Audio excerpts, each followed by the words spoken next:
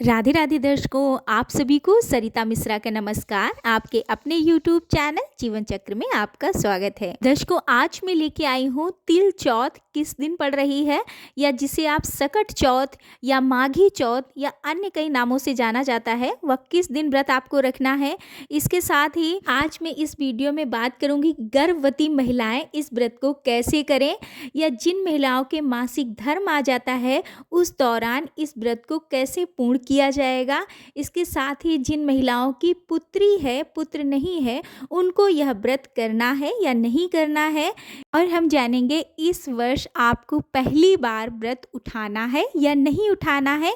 इससे संबंधित संपूर्ण जानकारी बने रहिएगा वीडियो में अंत तक। दर्शकों, इस वर्ष माघ मास के कृष्ण पक्ष की चतुर्थी तिथि 29 जनवरी दिन सोमवार को पड़ रही है। तो दर्शकों, माघ चौथ तथा सकटी चौथ का व्रत आपको 29 जनवरी दिन सोमवार को रखना है। दर्शकों, अगर नहाय खाए की बात करूं तो 28 जनवरी दिन रविवार को करना है। आप लोगों को उस दिन बाल धुलने होते हैं। इसके साथ ही लहसुन प्याज त्यागना होता है, और इसके साथ ही साग अवश्य से खाना होता है, और भगवान के लिए भी ढककर रखना चाहिए। दर्शकों, अब मैं बात करूंगी प्रेगनेंसी, जो महिलाएं हैं प्रेग्नेंट हैं उनके लिए। तो दर्शकों देखिए, ये व्रत बहुत लंबा नहीं होता है, 24 घंटे का नहीं होता है, 12-13 घंटे का ही व्रत होता है।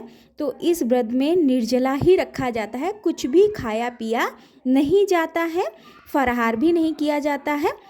लेकिन अगर मान लीजिए आपकी कोई क्रिटिकल कंडीशन है और आप नहीं रख सकते हैं, डॉक्टर ने मना किया है, तो आप चाहें तो फलाहार रख सकते हैं। लेकिन दर्शकों, रहा ये निर्जला व्रत ही जाता है। तो आप अपनी श्रद्धा के अनुरूप देख लीजिएगा। कुछ लोग नहीं रख पाते हैं तो आप फलाहार रख सकते हैं। दर्शकों, अगर अब मैं बात करूं कि अगर कुछ लोगों के एक ही संतान है और वह पुत्री है, पुत्र नहीं है, तो क्या उन्हें यह व्रत रखना चाहिए? तो हाँ दर्शकों, बिल्कुल रखना चाहिए, क्योंकि यह व्रत संतान के लिए होता है। पहले के लोग कहते थे कि पुत्र के लिए ही रखना चाहिए, लेकिन दर्शकों आज के ज़माने में पुत्र पुत्री समान रूप से ही माने जा रहे हैं। और अगर आपकी पुत्री है तो भी आप इस व्रत को उठा सकती हैं और रख सकती हैं, तो आप अवश्य रखिएगा। अब मैं बात करूंगी दर्शकों कि क्या यह व्रत पहली बार आप रखना चाहती हैं और रख सकते हैं या नहीं। तो दर्शकों, अगर आपके यहाँ मलमास जो लगा था इस वर्ष, अधिकांश मास जिसे हम पुरुषोत्तम मास भी कहते हैं, वो माना जाता है, तो आप इस व्रत को नहीं उठा सकते हैं। लेकिन अगर आपके यहाँ नहीं माना जाता है तो आप इस व्रत को उठा सकते हैं और रख सकते हैं। अगर आपका अभी तुरंत ही बच्चा हुआ है तो भी आप इस व्रत को उठा सकते हैं।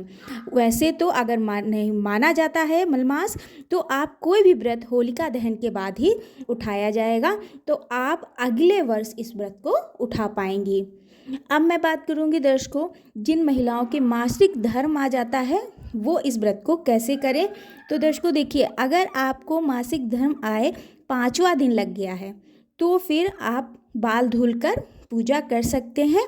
अगर सोमवार को भी आप बाल धुल लीजिएगा, रविवार को धुलेंगे ही नहाए खाए के दिन, इसके अलावा आप सोमवार को भी बाल धुल लीजिएगा और अच्छे से नहा धोकर साफ सुथरे होकर पूजा कर सकते हैं, अगर आपका 5वां दिन है तो।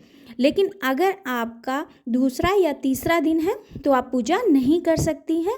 आप व्रत रख सकती हैं, व्रत अवश्य रखिएगा, और पूजा मत करिएगा, कथा अवश्य से सुनिएगा, पूजा किसी के माध्यम से करवाइएगा। लेकिन आप नहा धोके साफ सुथरे हो जाइएगा। इसके साथ ही आप सुहाग का सारा सामान पहन लीजिएगा और महावर वगैरह अच्छे से लगा लीजिएगा। ये सब आपको करना है, बस आपको पूजा नहीं करनी है। दर्शकों, ये थी सकटी चौथ से संबंधित कुछ जानकारी। मिलते हैं अगले वीडियो में। राधे राधे।